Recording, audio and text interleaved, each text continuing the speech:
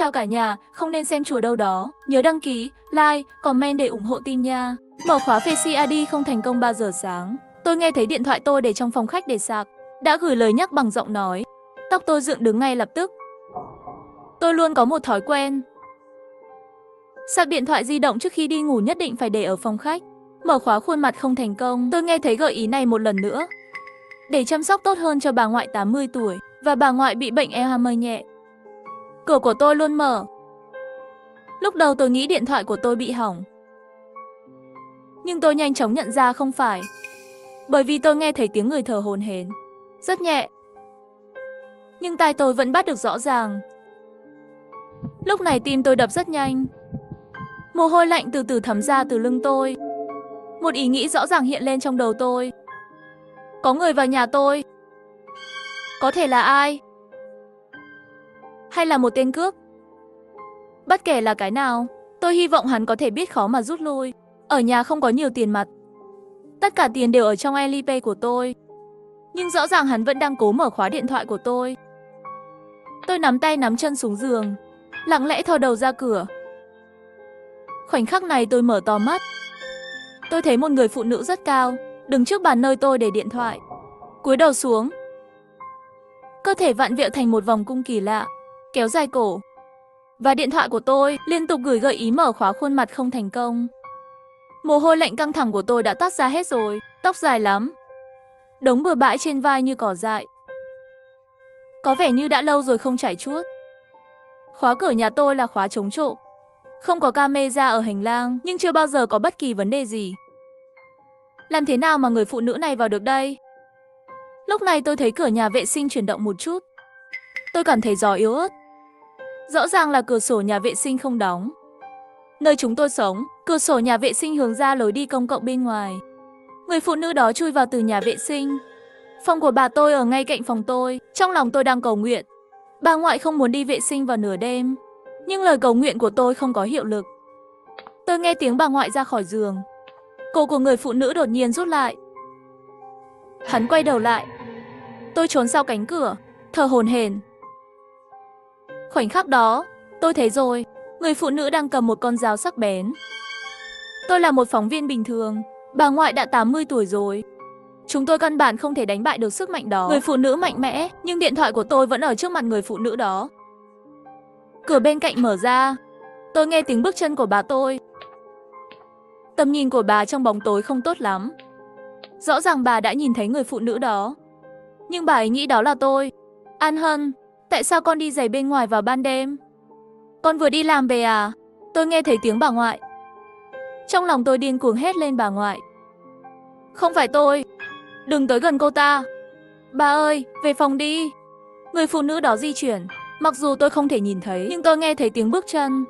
Bà ngoại cuối cùng cũng nhận ra người đó không phải là tôi. Cô là ai? Sao cô lại ở trong nhà tôi? Bà ngoại có bệnh Alzheimer. Nhưng thời gian mắc bệnh không cố định. Đôi khi bà ấy tỉnh táo. Lúc này bà rõ ràng rất tỉnh táo. Tôi lo lắng nắm chặt tay. Bà ngoại đang gặp nguy hiểm. Người phụ nữ đó có dao. Tôi phải ra ngoài cứu bà ngay lập tức. Nhưng đồng thời tôi cũng phát hiện ra bản thân yếu đuối không thể bước được. Nỗi sợ hãi dữ dội khiến tôi chỉ có thể trốn sau cánh cửa. Người phụ nữ mà bà tôi vẫn đang hỏi là ai. Nhưng ngay sau đó giọng nói của bà ấy dừng lại. Chỉ trong chốc lát, bên ngoài đã là một khoảng tĩnh lặng. Trái tim tôi sắp nhảy ra khỏi lồng ngực. Lúc này tôi nghe thấy tiếng bà ngoại rên rỉ. Giây tiếp theo là tiếng lực đâm vào da thịt. Nước mắt tôi trào ra từ đôi mắt. Vai tôi run rẩy, che chặt miệng lại. Tôi biết cô ta đã rớt bà tôi. Tôi ngồi xổm trên mặt đất và nín thở. Đừng tìm thấy tôi. Đừng tìm thấy tôi. Tôi liên tục cầu nguyện. Nhưng Chúa không nghe thấy. Tôi cảm thấy tiếng thở từ trên cao. Tôi nhìn lên, nhìn thấy đầu người phụ nữ đó bước vào từ đỉnh lông mày. Cô ta cười và nhìn tôi. Mắt nhìn cực kỳ phóng đại.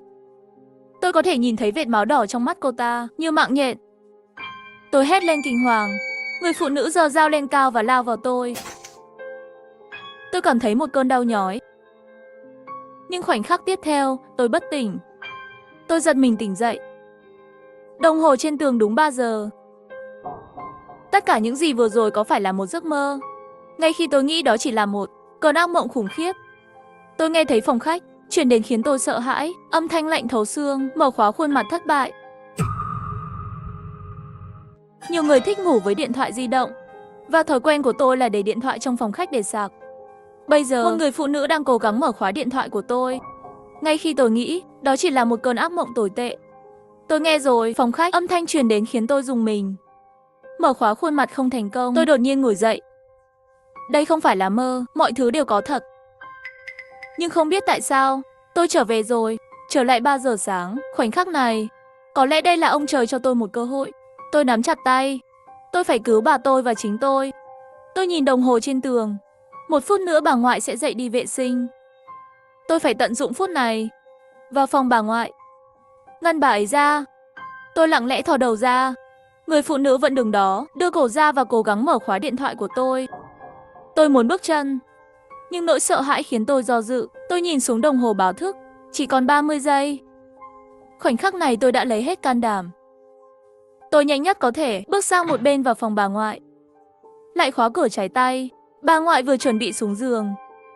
Bà ấy nhìn tôi một cách trống rỗng. Bà vừa định mở miệng, tôi chạy tới và che miệng bà. Đừng lên tiếng, tôi đè thấp giọng, thở hổn hển nói. Bà ngoại bị tôi làm sợ, không hiểu cho nên ủy khuất nhìn tôi. Tôi không có thời gian để giải thích. Tôi cầm lấy điện thoại di động bà ngoại để ở đầu giường, chuẩn bị báo cảnh sát. Nhưng điều khiến tôi tuyệt vọng là điện thoại của bà hết pin rồi. Sao không sạc? Tôi hỏi với giọng thấp thỏm. Bà ngoại nhìn tôi. Vẫy tay. Bà quên mất vẻ mặt của ngây thơ như một đứa trẻ. Tôi biết bà bị bệnh. Lúc này tôi vừa tuyệt vọng vừa bất đắc dĩ. Điện thoại duy nhất có thể liên lạc với bên ngoài cũng tạm thời hết pin rồi. Nhưng may là tôi đã khóa cửa rồi, có đủ thời gian để sạc. Sau đó khởi động báo động. Đột nhiên tôi nghe thấy tiếng bước chân. Tiếng bước chân thật kỳ lạ. Cứ như thể người đó đi bằng ngón chân. Người phụ nữ đó đang đến đây. Chờ đã, tôi đột nhiên nhớ ra. Ổ khóa cửa phòng tôi cắm chìa khóa. Chìa khóa này cũng có thể mở cánh cửa này. Bà ngoại trốn đi. Tôi muốn bà tôi trốn dưới gầm giường. Dưới gầm giường bẩn, bà không đi. Bà ngoại không biết chuyện gì đang xảy ra bên ngoài. Tôi sắp khóc rồi. Tiếng bước chân dừng lại ở cửa. Tôi nghe thấy tiếng chìa khóa bị rút ra. Không kịp rồi. Tôi điên cuồng đẩy bà ngoại xuống giường. Nhưng bà ngoại lại cố chấp không vào. Khoảnh khắc này tôi hoàn toàn suy sụp. Tôi khóc và bò xuống gầm giường. Cảm giác tội lỗi lớn đã hoàn toàn nhấn chìm tôi. Tôi đã làm một việc bẩn thỉu như vậy. Tôi đã từ bỏ bà ngoại, tự mình trốn vào. Ngay sau đó tôi nghe thấy tiếng tay nắm cửa quay. Người phụ nữ đó đã vào. Nỗi sợ hãi lớn đang giữ trái tim tôi. Tôi không thở được. Cô là ai? Sao cô lại ở đây? Bà ngoại hỏi cùng một câu hỏi. Nhưng sớm thôi, thanh âm của bà liền dừng lại. Nước mắt tôi đã sớm tràn ngập cả khuôn mặt. Bà ngoại ngã xuống. Hình như là trùng hợp, thân thể của bà vừa vặn chặn lại khe hở của giường. Người phụ nữ nhất thời cũng không phát hiện tôi trốn dưới gầm giường. Nhưng người phụ nữ đó không bỏ đi sau khi rớt bà ngoại. Cô ta đang tìm tôi. Cô ta biết nơi này. Ở hai người, tôi run rẩy. Người phụ nữ đi lang thang trong phòng rất lâu, nhưng hình như không phát hiện ra tôi. Đột nhiên vào lúc này, tôi cảm thấy phía sau có một tầm nhìn đáng sợ. Tôi quay đầu run rẩy. Một khuôn mặt cười kỳ lạ dán trên mặt đất, mắt nhìn chằm chằm vào tôi. Một tay của cô ta thò vào dưới gầm giường, nắm lấy mắt cá chân tôi. Tôi liều mạng đá mạnh vào tay người phụ nữ, nhưng cô ta như không biết đau đớn, kéo tôi ra khỏi giường. Giây tiếp theo, tôi lại thấy con dao giơ cao. Nỗi đau lại đến. Tôi lại mất ý thức. Tôi thở hổn hển thức dậy. Lại là 3 giờ sáng. Tôi lại quay lại khoảnh khắc này một lần nữa. Và lúc này, phòng khách lại vang lên giọng nói khiến tôi sợ hãi. Mở khóa khuôn mặt không thành công. Sau 2 lần thử đầu tiên, tôi trở nên bình tĩnh hơn rất nhiều. Tôi nhận ra rằng tôi dường như đang trải qua một vòng lặp. Mỗi lần hồi sinh, tôi sẽ thức dậy lúc 3 giờ sáng. Lần này, tôi rút chìa khóa ra mà không chút do dự. Nhưng không thể tránh khỏi tôi đã phát ra tiếng động. Tôi thấy người phụ nữ đó quay lại, đột nhiên nhanh chóng lao tới. Ngay khi tôi muốn đóng cửa, một cánh tay gầy như củi mạnh mẽ đưa vào. Tôi đóng chặt cửa lại. Tay cô ta rút lại ngay khi bị kẹp vào. Tôi thở hổn hển. Bà ngoại ngơ ngác nhìn bên ngoài. Đó là ai vậy? Một người xấu kinh khủng. Giờ chúng ta sẽ chơi trốn tìm. Kẻ xấu là anh Phil. Bà ngoại nghe thấy tiếng trốn tìm, rất vui vẻ gật đầu. Bà trốn dưới gầm giường được không? Tôi kiên nhẫn dỗ dành bà ngoại. Bà bò dưới gầm giường. Tôi lập tức sạc điện thoại di động của bà ngoại. Đột nhiên tôi nghe thấy tiếng đập cửa điên cuồng. An Hân cai ở ngoài đó vậy? Bà ngoại dưới gầm giường tò mò hỏi. Là người xấu, bà phải trốn đi, không thể bị hắn tìm thấy. Cánh cửa rung lắc dữ dội. Đột nhiên một con dao sắc đâm xuyên qua tấm ván. Tôi đã bị sốc, nhưng màn hình điện thoại vẫn hiển thị màn hình đen. Cửa gỗ vốn đã cũ rồi. Rất nhanh liền phá một cái lỗ, một con mắt trợn to xuất hiện ở cửa. Phần trắng mắt của cô ta mở to vì dùng quá sức, đầy những vệt máu đỏ như mạng nhện. Tôi đã báo cảnh sát rồi, tôi hét lên sợ hãi. Cố gắng giả phụ nữ. Cô là ai? Sao cô lại làm thế? Nếu cô muốn tiền, tôi có thể chuyển tiền cho cô ngay lập tức. Tiền có ích gì? Điềm điềm của tôi không thể trở về nữa. Và mỗi người trong các ngươi đều có lỗi. Khốn kiếp, tao sẽ tiêu diệt từng người trong các ngươi. Tôi cứng đờ ở đó. Cái tên Điềm Điềm rất quen thuộc với tôi. Lúc này tôi cũng nhận ra người phụ nữ này là ai. Cô ta tên là Vương Thúy Lan. Và Điềm Điềm là em gái của cô ta. Là một đứa trẻ 20 tuổi chậm phát triển. Lần trước gặp Vương Thúy Lan đã là nửa tháng trước rồi. Chỉ nửa tháng. Cô ta già đi quá nhanh. Như thể đột nhiên già đi 10 tuổi. Thêm vào đó, chiếc váy kỳ lạ này, cho nên tôi không nhận ra cô ta. Vương Thúy Lan cười kỳ lạ, cô không báo cảnh sát. Cô đang nói dối tôi, bởi vì màn hình điện thoại của cô màu đen. Tôi không ngờ tầm nhìn của Vương Thúy Lan lại tốt như vậy. Lúc gấp gáp, tôi cố gắng đẩy tủ quần áo chặn cửa lại. An Hân, bà nằm trên mặt đất, lạnh quá, trò chơi có thể kết thúc không? Bà không muốn chơi nữa. Tại thời điểm này, bà ngoại muốn ra khỏi gầm giường. Nước mắt lo lắng của tôi sắp trào ra rồi. Trốn đi, làm ơn, nhanh lên. Tủ quần áo cũng bắt đầu rung chuyển dữ dội. Nhưng may mắn là điện thoại cuối cùng cũng được bật. Tôi lập tức gọi cảnh sát. Tôi buộc mình phải bình tĩnh lại. Nói với cảnh sát. Cảnh sát bảo tôi phải tìm một chỗ để trốn họ. 20 phút nữa là đến. Sau khi cúp máy, tôi đã liên lạc với an ninh ở tầng dưới. Bảo vệ nói sẽ lên ngay. Sự rung chuyển của tủ quần áo đột nhiên dừng lại. Tôi lo lắng nhìn ra ngoài cửa. Đột nhiên bà ngoại dưới gầm giường nói. Người đứng trên ban công là ai vậy? Vương Thúy Lan đứng trên ban công. Mặt cô ta dán chặt vào cửa kính. Tôi run rẩy lùi lại. Tay Vương Thúy Lan đặt lên tay nắm cửa kính. Không kịp. Tôi tuyệt vọng nhắm mắt lại. Kỳ vọng duy nhất chỉ là hy vọng Vương Thúy Lan đừng tìm thấy bà ngoại dưới gầm giường. Lúc này, bà ngoại chui ra khỏi giường. Tôi không kịp ngăn cản, thấy bà ấy chạy đến trước mặt Vương Thúy Lan. Nghiêng đầu hỏi ngươi là người xấu sao? Quay lại. Tôi hét lên. Sau đó chỉ có thể trơ mắt nhìn bà ngoại ngã trước mặt tôi. Tôi mở to mắt. Tôi quay lại 3 giờ sáng một lần nữa. Lời nhắc giọng nói quen thuộc trong phòng khách lại vang lên. So với 3 lần trước, lần này tôi bình tĩnh hơn. Tôi không thể để Vương Thúy Lan từ ban công vào nữa. Nhưng phải làm gì? Mồ hôi lạnh chảy xuống trán tôi. Nếu Vương Thúy Lan có thể đi lối bên ngoài đến ban công, vậy thì tôi cũng có thể. Tôi đi đến cửa, nhẹ nhàng rút chìa khóa ra. Lần này động tác của tôi cực kỳ chậm, cho nên không phát ra âm thanh. Người phụ nữ vẫn ở đó, giơ cổ lên điện thoại. Không tìm thấy tôi. Sau lưng tôi lúc này đã đổ mồ hôi rất nhiều. Sau khi đặt chìa khóa, tôi cẩn thận đẩy cửa sổ ra. Gió lạnh thổi vào, tôi run rẩy. Lối đi trong tầm nhìn cực kỳ hẹp, và tôi cũng hơi sợ độ cao. Tim tôi đập thình thịch. Nhưng tôi đã nghe tiếng bà ngoại ho. Không còn thời gian, tôi lấy hết can đảm để leo lên lối đi. Tôi đặt tay lên tường, cẩn thận di chuyển qua một chút.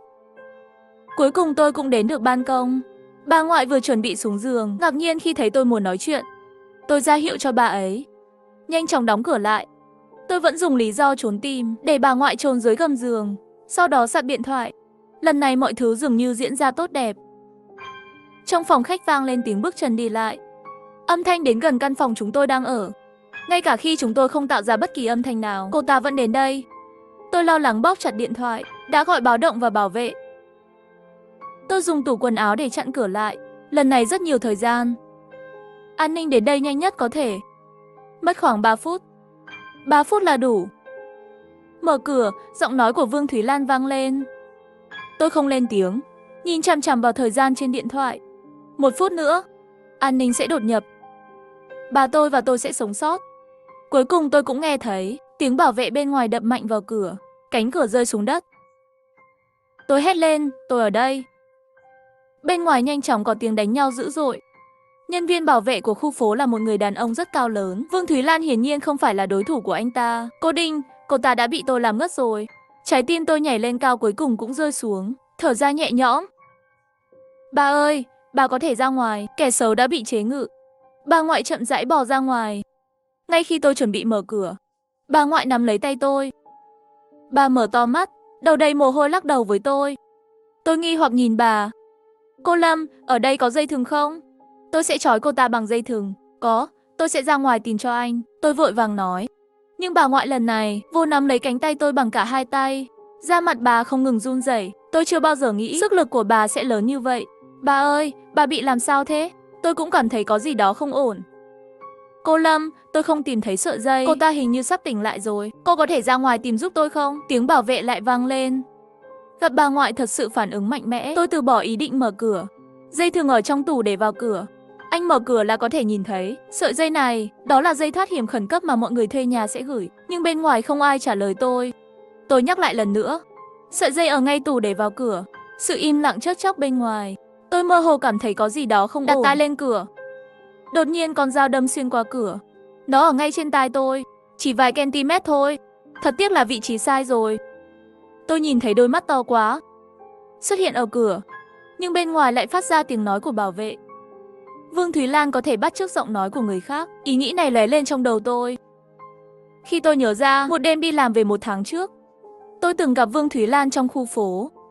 Cô ta uống say, quần áo hở hang nằm trên ghế dài trong khu phố. Nhưng đứa trẻ nhỏ cười và ném đá vào cô ta. Tôi cau mày và đuổi bọn trẻ đi. Ngay khi tôi đi, Vương Thúy Lan nắm lấy tay tôi. Cô ta phun hơi rượu vào tôi, mắt lấp lánh ánh sáng nước. Cô biết không, tôi từng là thành viên của đoàn kịch. Sau đó đoàn kịch đóng cửa, tôi lại mang theo Điềm Điềm. Không có cách nào, chúng tôi không thể đoán được những gì phía sau. Tôi không tiếp tục nghe cô ta nói, bởi vì tôi không kiên nhẫn nghe kinh nghiệm của một người phụ nữ làm kinh doanh da thịt. Cô ấy học Asperger, vì vậy cô ta có thể bắt chước giọng nói của người khác một cách hoàn hảo. Tôi nắm lấy tay bà ngoại, lắc lư nói với bà, đó ngoan, kẻ xấu ở ngoài kia. Bà đột nhiên lại bị bệnh. Bà quyết không chịu trốn dưới gầm giường. Tôi nhìn thời gian trên đồng hồ. Còn 10 phút nữa là cảnh sát đến. Tôi phải kéo dài thêm 10 phút nữa. Vương Thúy Lan dùng dao phá cửa chỉ là vấn đề sớm muộn gì. Một ý nghĩ chợt lóe lên trong đầu tôi. Loại căn hộ ở đây, ban công cách ban công ở tầng dưới rất gần. Nếu tôi nhảy xuống và nhờ hàng xóm giúp đỡ, quay lại tầng trên nhanh nhất có thể, có lẽ kịp. Bà ơi, xin bà lần cuối được không?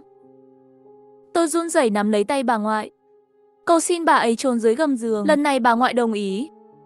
Bà ấy bình tĩnh nhìn tôi, dường như tỉnh táo. Cẩn thận một chút.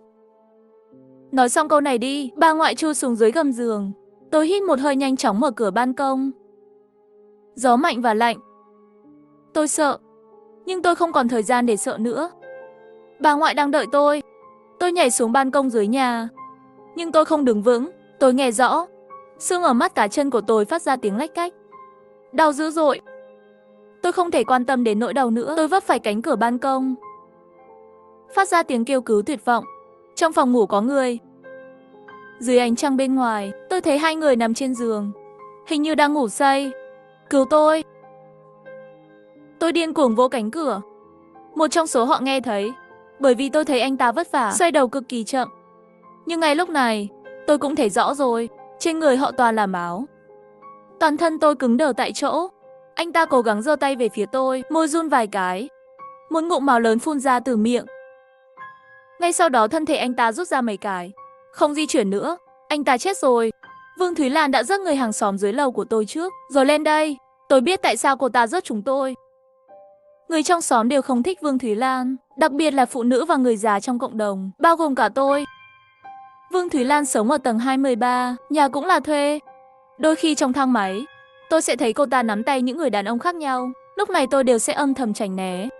Cho dù trong thang máy chỉ có 2 người bọn họ, tôi cũng sẽ đi đợi chuyến sau. Vương Thúy Lan mỗi lần sẽ cho tôi thấy một sự bối rối, nụ cười lịch sự. Tôi rất coi thường công việc của cô ta. Tôi cũng thấy nhiều hơn một lần, cô ta bị mấy người phụ nữ túm tóc kéo ra một trận đánh. Vương Thúy Lan bị đánh mặt đều là máu. Khi nghiêm trọng, ngay cả tóc cũng có thể bị xé ra. Rất nhiều người trong khu phố không có gì lạ, chưa bao giờ báo cảnh sát.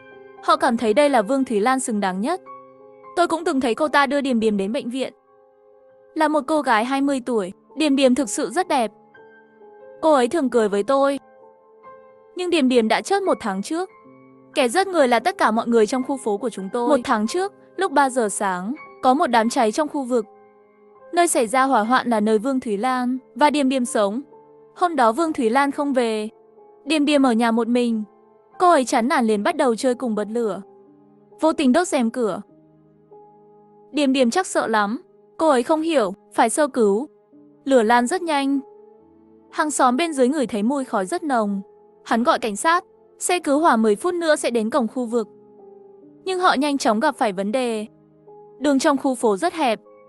Hai bên đường đầy xe cá nhân và xe chạy pin. Xe cứu hỏa không thể vào được. Lính cứu hỏa đổ mồ hôi. Họ điên cuồng gọi điện thoại trên xe. Nhưng là gọi rất lâu mới có người chậm trễ xuống chuyển xe. Người trong tiểu khu đều lần lượt xuống rồi. Họ không hề lo lắng về hỏa hoạn. Thay vào đó là phàn nàn. Khi Vương Thúy Lan đến, lửa đã được dập tắt. Lính cứu hỏa ôm một thi thể bị cháy, đặt trước mặt Vương Thúy Lan. Vương Thúy Lan điên rồi, cô ta hét lên khóc. Khóc xé tim nứt phổi. Nhưng em gái cô ta vẫn không về được. Điềm Điềm đã chết trong sự thờ ơ của mọi người. Nếu lúc đó có thể vào sớm 5 phút, có lẽ Điềm Điềm vẫn còn sống. Hôm đó tôi vừa kịp tăng ca cả đêm về. Tôi đã thấy toàn bộ quá trình. Vương Thúy Lan quỳ trước mặt tôi. Cô ấy cầu xin tôi viết về nó. Cô ấy muốn cả xã hội biết cái chết thực sự của Điềm Điềm. Cô ấy chỉ cần một lời xin lỗi. Tôi run rẩy đỡ cô ấy lên. Tôi nói, được thôi. Hứa Hữu ngẩng đầu lên.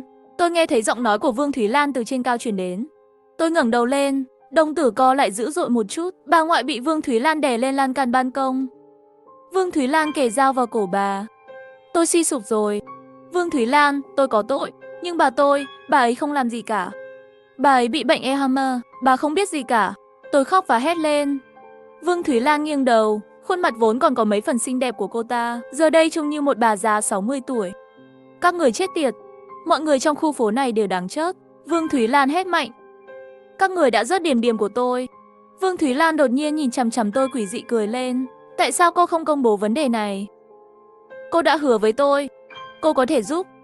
Cô là phóng viên, cô biết đấy, làm sao để chuyện này được công khai. Nhưng cô đã không làm thế. Tôi đã đợi 1 tháng, cũng không chờ đợi lời xin lỗi mà tôi muốn. Tôi đi xin cô, và cô đã đóng cửa tôi. Vì vậy, bây giờ tôi sẽ làm điều đó. Tôi sẽ trừng phạt các người thay cho Điềm Điềm. Vương Thúy Lan cười, đột nhiên tay cô ta trượt. Không. Tôi hét lên, bà ngoại chết rồi. Bà bị rớt một cách tàn nhẫn. Bà ấy là người duy nhất cô sống cùng, phải không? Điềm Điềm cũng vậy với tôi. Vương Thúy Lan thì thầm nói. Lúc này dưới lầu vang lên tiếng còi báo động. Cảnh sát cuối cùng cũng đến. Tôi ngồi sụp xuống đất, hú lên khóc. Tôi đã sống sót. Nhưng bà ngoại, ấy đã chết. Vương Thúy Lan dường như biết mình đã không thể trốn thoát. Cô ta nhảy xuống, như một con diều. Tôi ngẩng đầu lên, đối diện với đôi mắt của Vương Thúy Lan. Khoảnh khắc này, tôi thấy rõ nụ cười trên khuôn mặt cô ta. Một nụ cười rất phức tạp. Khoảnh khắc giải thoát kỳ lạ này, tất cả đều xuất hiện trên khuôn mặt của người phụ nữ này. Cảnh sát đang tới. Một nữ cảnh sát cởi bỏ đồng phục. Cô trên người tôi. Cô ấy ôm chặt lấy tôi, nói đứa nhỏ đừng sợ. Xin lỗi cô, chúng ta đến muộn. Tôi không thể kiểm soát được nữa, im lặng nhổ nước bọt lên. Vương Thúy Lan nói đúng. Tôi là phóng viên, tôi biết cách làm chuyện này. Phát hành có ảnh hưởng nhất. Tôi đã viết bài báo này vào ngày hôm sau.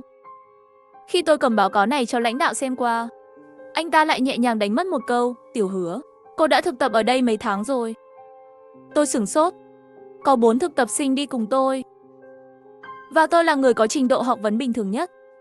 Về lý thuyết, chúng tôi sẽ không chọn cô, nhưng tôi quyết định cho cô một cơ hội. Tiểu Hứa, cô là một người thông minh. Cô biết những câu chuyện nào nên được xuất bản, cái gì không nên. Trong khu phố này có bố vợ tôi. Tôi không muốn ông ấy phải trải qua bất cứ điều gì. Lãnh đạo mỉm cười nói với tôi. Sau khi về đến nhà, tôi đã xé nó ra. Tôi xin lỗi Vương Thúy Lan, nhưng tôi cần công việc này. 1. Công việc phóng viên chính thức mới có thể nuôi sống tôi và bà ngoại. Tôi có thể nghèo cả đời, nhưng bà ngoại thì không. Bà ấy đã 80 tuổi rồi. Hôm đó tôi nhìn thấy Vương Thúy Lan mặt tiều tụy, đứng trước cửa nhà tôi như một thằng điên. Cô ta nhìn thấy tôi liền kích động nắm lấy tay tôi. Phóng viên Tiểu Hữu, giúp tôi, được không? Cô lật chuyện này ra, nói với cả xã hội. Nhưng cuối cùng tôi đã buông tay cô ta ra. Xin lỗi chị Thúy Lan. Tôi đóng cửa lại. Rất nhanh tôi nghe thấy ngoài cửa truyền đến Vương Thúy Lan tiếng khóc đau lòng. Tôi thấy khó chịu. Vòng lặp dường như đã kết thúc, bởi vì tôi đã sống sót. Nếu tôi chót lần nữa thì sao? Tôi thoát khỏi cảnh sát, vào thang máy, đến tầng 23. Đó là nhà của Vương Thúy Lan, nơi cô ấy sống đã được sửa chữa. Vụ tai nạn đã bị chôn vùi hoàn toàn. Tôi hình như thấy rồi, trong cửa sổ xuất hiện bóng dáng Điểm Điểm. Cô gái ngóc nghếch cười với tôi. Trong lòng tôi rất khó chịu. Hứa Hữu, cô định làm gì? Nữ cảnh sát đứng dưới lầu lo lắng hét vào mặt tôi. Tôi nhắm mắt lại. Tôi muốn cứu bà ngoại. Tôi nhảy từ tầng 23 xuống. Tôi muốn cược một lần này. Tôi mở mắt ra. Tôi đã đặt cược thành công. Tôi lại quay về 3 giờ sáng. Tôi phải cứu bà ngoại. Lần này tôi không chạy trốn nữa. Tôi nghe thấy tiếng động bên ngoài. Mở khóa khuôn mặt không thành công. Tôi đi ra ngoài. Vương Thúy Lan chậm rãi quay đầu, nhìn tôi với đôi mắt mở to. Sau đó cô ta nở một nụ cười, giơ dao lên sẽ xông vào tôi.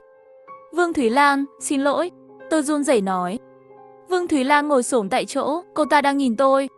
Tôi có thể cho cả xã hội biết sự thật về cái chết của Điểm Điểm, nhưng tôi đã không làm thế. Tôi có lỗi với Điểm Điểm. Xin lỗi cô. Tôi nói trong nước mắt. 2 dòng nước mắt rơi từ trong mắt Vương Thúy Lan. Da mặt cô ta không tự giác rung động, tay cầm dao cũng đang run rẩy. Vương Thúy Lan, bỏ dao xuống đi, tôi sẽ báo cáo chuyện này. Hãy để cả khu phố xin lỗi Điểm Điểm. Tôi quỳ trước mặt cô ta, cầu xin cô ta để tôi và bà tôi sống. Vương Thúy Lan lộ ra một nụ cười cực kỳ khó coi. Ban đầu tôi chỉ muốn các người xin lỗi em gái tôi mà thôi. Tôi chỉ cần một lời xin lỗi. Tôi không muốn bồi thường, tôi chỉ muốn họ nói với tôi rằng họ đã làm sai. Nhưng cô đã từ chối tôi. Rồi tôi đổi ý. Tôi muốn các người cũng nếm mùi vị của người quan trọng chết đi. Cơ thể tôi run lên. Lời của tôi không làm Vương Thúy Lan đổi ý. Đầu dao chĩa vào cổ họng tôi. Tôi nhìn thấy Vương Thúy Lan, đôi mắt căm thù và tuyệt vọng. Đó là đôi mắt của người mẹ. Chẳng lẽ lần này vẫn không thể thay đổi được gì sao? Tôi nhắm mắt lại. Nhưng nỗi đau mong đợi đã không đến. Bởi vì bà tôi đang đứng trước mặt tôi. Con dao đâm vào ngực bà ngoại. Bà ơi, tôi khóc không biết phải làm gì. Tại sao lúc này bà ngoại lại tỉnh táo? Tiểu Hữu, bà ngoại cố gắng quay đầu nhìn tôi. Tôi vội vàng ôm bà ngoại. Tiểu Hữu, đừng vào vòng lặp nữa. Bà ngoại nắm tay tôi, giọng nói run rẩy nói. Tôi rùng mình khi nghe những lời bà ấy nói. Giác quan 13 của bà ngoại. Tôi có một đứa cháu gái lớn lên cùng nhau, tên là Hứa Hữu. Tôi nói với con bé, cha mẹ nó khi nó lên 3 bị tai nạn xe. Nhưng thực ra đây là tôi nói dối nó. Tiểu Hữu không phải là cháu gái của tôi. Nó là một đứa trẻ tôi nhặt được. Chồng tôi chết sớm. Con gái tôi cũng bỏ tôi vì bệnh. Từ đó chỉ có tôi và Tiểu Hữu sống chung. Con bé rất giỏi, rất hiểu biết và rất nỗ lực. Nó được nhận vào Đại học 985, trở thành nhà báo. Tôi ước gì có thể ở bên con bé hơn một chút nữa, nhưng tôi già quá nhanh. Dần dần tôi bắt đầu không nhớ được chuyện trước kia. Tiểu Hữu đưa tôi đến bác sĩ. Bác sĩ nói tôi bị bệnh Alzheimer. Tôi sẽ từ từ quên đi mọi thứ. Cuối cùng cũng sẽ quên Tiểu Hữu. Điều đó làm tôi sợ hơn bất cứ điều gì. Tôi không thể quên Tiểu Hữu. Vì vậy, tôi xem đi xem lại các bức ảnh mỗi ngày. Tự nhủ đây là Tiểu Hữu, là cháu gái quý giá nhất của tôi. Tối nay, khi tôi ra nhà vệ sinh, thấy một phụ nữ. Lúc đầu tôi tưởng cô ta là Tiểu Hữu, nhưng không phải. Cô ta lao tới và đâm con dao vào ngực tôi. Trước khi chót, tôi ngã xuống. Tôi dùng sức lực cuối cùng quay đầu nhìn phòng của Tiểu Hữu. Tuyệt vời, con bé không ra ngoài. Nhưng tôi không ngờ tôi không chót. Khi mở mắt lần nữa, tôi đã trở lại thời điểm này. Lần này, tôi nhận ra người phụ nữ đó là Vương Thúy Lan. Tôi không biết tại sao cô ta lại làm thế, nhưng trong lòng tôi biết rất rõ. Tôi phải bảo vệ Tiểu Hữu. Tôi không có khả năng chống lại người phụ nữ này. Tiểu Hữu cũng không có. Vậy thì thứ duy nhất tôi có thể dành cho con bé là thời gian. Tiểu Hữu, bà ngoại không thể xem con kết hôn. Xin lỗi, nhưng bà ngoại nhất định phải để con sống. Miễn là tôi có thể thu hút sự chú ý của Vương Thúy Lan. Để cô ta rớt tôi trước. Cơ hội sống sót của Tiểu Hữu càng lớn, nhưng tôi không ngờ Tiểu Hữu cũng vào vòng tuần hoàn. Con bé cũng vậy, tuyệt vọng muốn tôi sống sót. Nhưng tôi biết, nếu muốn có đủ thời gian, chúng ta chỉ có thể sống một người. Vì vậy, tôi giả vờ bị mất trí nhớ. Tôi biết Tiểu Hữu muốn tôi trốn, nhưng tôi không thể. Tôi phải đứng trước mặt cháu gái tôi. Tiểu Hữu không biết, tôi vào vòng lặp trước con bé. Cách duy nhất để kết thúc vòng lặp, để Tiểu Hữu sống sót. Lần đó tôi ngã xuống trước mặt Tiểu Hữu. Tiểu Hữu trốn dưới gầm giường. Tôi dùng sức lực cuối cùng để chặn bên phải dưới gầm giường. Sống. Tiểu Hữu góc nhìn 14 nghe được bà ngoại nói. Trong nháy mắt, tôi hiểu mọi thứ. Bà ngoại cũng đang trải qua vòng lặp. Bà ấy không bị bệnh, mà là cố ý thu hút sự chú ý của Vương Thúy Lan. Mỗi lần bà ấy đều dùng thân hình yếu ớt để bảo vệ tôi yếu đuối. Bà ấy vào vòng lặp sớm hơn tôi. Mỗi lần bà ấy đều dùng cả cuộc đời mình cho tôi cơ hội để cố gắng sống. Dưới lầu có tiếng còi báo động. Vương Thúy Lan ngơ ngác nhìn ngoài cửa sổ. Điềm điềm chị gái đến tìm em đây. Cô ta từng bước đi về phía cửa sổ rồi nhảy xuống. Tôi nắm chặt tay bà ngoại, khóc trong tuyệt vọng. Tiểu Hữu, tiếc nuối duy nhất của bà chỉ là không thể nhìn thấy con mặc váy cưới nữa. Mặt bà ngoại nhanh chóng trắng bệch, nhưng bà vẫn lộ ra một nụ cười. Bà ngoại, xin đừng chót. Tôi ôm bà ngoại khóc không thở được. Tôi nhớ rất nhiều về bà ngoại. Khi còn nhỏ, tôi không có cha mẹ, thường xuyên bị bạn học ở trường bắt nạt. Họ mắng tôi là đứa trẻ không cha không mẹ, chặn tôi trong một con hẻm sau giờ học, ném cho tôi một hòn đá nhỏ. Bà ngoại thân hình già nua. Hết lần này đến lần khác đuổi bọn trẻ đi. Ba ấy nói với tôi, Tiểu Hữu, mặc dù con không có cha mẹ, nhưng con có bà ngoại. Miễn là bà ngoại còn sống một ngày, sẽ luôn bảo vệ con. Hồi trung học cơ sở, các cô gái trong lớp cười nhạo quần áo tôi mặc. Vì thế tôi khóc lóc xin bà ngoại đi mua cho tôi quần áo ở cửa hàng. Nhưng tôi không biết, để mua cho tôi quần áo ở cửa hàng, bà ngoại đi nhặt rác suốt 2 tháng. Nhưng bà không nói gì, chỉ là cười đưa quần áo đến tay tôi. Tiểu Hữu, người khác có, bà ngoại cũng sẽ cố gắng hết sức để cho con. Nước mắt tôi cứ rơi. Bà ơi, bà ấy không hề thất hứa. Bà thật sự làm được, cố hết sức để bảo vệ tôi. Hứa đi, đừng đi vào vòng lặp nữa. Con không thuyết phục được cô ta, bà ngoại nói khó khăn. Tiểu Hữu nhà bà tốt như vậy, bà ngoại đều biết. Con không dễ dàng vào được một trường đại học tốt như vậy, tìm được công việc tốt như vậy. Bà ngoại thật sự rất mừng cho con, cuộc sống của con còn rất dài, bà không thể là gánh nặng của con. Hứa đi. Bà ngoại dùng sức lực cuối cùng nắm chặt tay tôi. Khoảnh khắc tiếp theo tay bà ngoại buông ra, mềm mại rơi xuống. Bà nhắm mắt lại, ngừng thở mãi mãi. Bà không còn đủ sức để nắm tay tôi nữa. Tôi khóc như một đứa trẻ. Bà ngoại. Lúc này cảnh sát bác sĩ đột nhập. Vòng lặp dường như đã hoàn toàn kết thúc. Tôi nhìn bà tôi được đưa đi. Nữ cảnh sát thông cảm mặc quần áo cho tôi. Tôi đột nhiên nắm lấy tay cô ấy. Nếu cô biết người quan trọng nhất của cô sẽ chết, kết cục cũng không thể thay đổi, cô vẫn sẽ chọn cứu bà ấy không? Nữ cảnh sát đầu tiên sửng sốt, sau đó kiên quyết gật đầu. Tôi sẽ, cho dù chỉ có một chút cơ hội. Tôi nhìn cô ấy và mỉm cười. Tôi kiên quyết quay người đi đến trước cửa sổ, lại nhảy xuống. Chuyện này bắt đầu từ tôi, nên kết thúc cũng nên là tôi. Cho dù có một chút cơ hội, tôi cũng muốn thử. Bà ơi, con đến cứu bà. Thêm 15 phút, tôi lại quay về 3 giờ sáng. Mở khóa khuôn mặt không thành công, lần này tôi sẽ không chọn cách trốn tránh nữa. Vương Thúy Lan, tôi ra khỏi phòng. Bình tĩnh gọi tên cô ta. Vương Thúy Lan mạnh mẽ quay đầu lại. Đôi mắt đỏ ngầu của cô ta trừng to nhất. Nhìn tôi này, Vương Thúy Lan, tôi biết cô đang tìm gì. Bản thảo chưa gửi đi. Trong điện thoại của tôi. Trên mặt Vương Thúy Lan có sự thay đổi tâm trạng mạnh mẽ. Da mặt cô ta run rẩy không kiểm soát được. Cô muốn trả thù. Muốn tôi cũng nếm trải cảm giác mất đi người mình yêu nhất. Cô muốn gây chú ý cho xã hội bằng cách rớt chúng tôi, để mọi người biết sự thật. Vương Thúy Lan, cô đã rớt cả một gia đình ở tầng dưới rồi. Bây giờ, dừng tay lại đi, tôi đã thất hứa với cô. Tôi biết đã quá muộn để nói bất cứ điều gì, nhưng hãy cho tôi một cơ hội, được không? Tôi run rẩy, nước mắt chảy dài trên khuôn mặt và nói. Bà ngoại đột nhiên chạy ra khỏi phòng, nắm lấy tay tôi. Tại sao? Sao con lại vào đây? Tôi không trả lời bà ngoại. Đi thẳng đến trước mặt Vương Thúy Lan. Cô ta lùi lại 2 bước, giơ dao lên. Điều tôi muốn lúc đầu chỉ là một lời xin lỗi. Vương Thúy Lan đưa điện thoại cho tôi. Tôi sẽ tải bản thảo lên mạng ngay bây giờ. Tôi sẽ cho mọi người biết sự thật. Hãy tin tôi một lần nữa, được không? Tôi chảy nước mắt quỳ trước mặt Vương Thúy Lan, gõ mạnh vào đầu. Vương Thúy Lan thở hổn hển, nụ cười còn xấu hơn cả khóc. Cô ta nắm chặt tóc tôi. Hứa Hữu, tại sao tôi lại tin cô một lần nữa? Tại sao? Đầu dao lại nhắm vào cổ tôi. Nỗi sợ hãi sắc chót lại ập đến. Nhưng tôi biết bà ấy sẽ chớp. Nhưng không do dự, hết lần này đến lần khác đứng trước mặt tôi, rõ ràng bà ấy nhìn thấy dán cũng sẽ hét lên, bà già nhút nhát. Thúy Lan, bà ngoại nhào tới. Bà bắt được dao của Vương Thúy Lan, máu chảy ra từ lòng bàn tay bà. Vương Thúy Lan tha cho Tiểu Hữu đi. Bà ngoại, tôi vội vàng nắm lấy tay bà ngoại.